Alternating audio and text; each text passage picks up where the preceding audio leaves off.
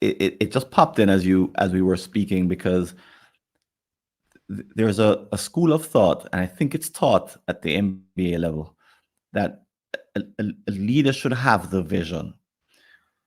No, I deliberately use the word have to make it sound as if the leader either is born with it, which some people talk about, or they have a mountaintop experience.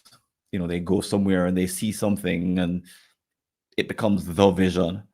And then their job in their mind is to come back and sell it to everybody else. And then there's, and I don't have a vision by myself. I can create a vision with my colleagues, my employees, my superiors, everyone in my ecosystem. So I can spark the process of creating a vision. And at the end of the process, it's our vision. It's not mine. It's I embrace it, but I'm not the originator. I'm not the holder. I'm not the biggest proponent necessarily, because the process that we use to get to it really did start from nothing, and I was only a participant.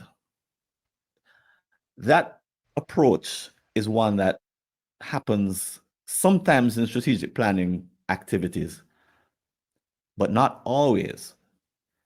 Can you speak to the benefit of doing it that way versus doing it I have a vision and I'm no, I have the 10 commandments etched into rock, and my It can job is to happen. beat you over the head with it till you get It can happen. Someone can have the greatest inspiration in the world, and it can be great. There's no doubt about it. But I think that's probably the exception rather than the norm, isn't it? But it's, of course, that can happen and does. More frequently, and again, it's one of the 5 practices of exemplary leaders is inspire a shared vision. You can inspire the vision. You can work together. Typically, you might have a small coalition of people who form the vision, help to sort of broadly define the vision, to articulate a vision. But then the really smart people get people throughout the organization, and in the Kotter environment, that would be encouraging what they call the volunteer army, the creative network of volunteers from throughout the organization. And we've discussed volunteerism before, Francis, where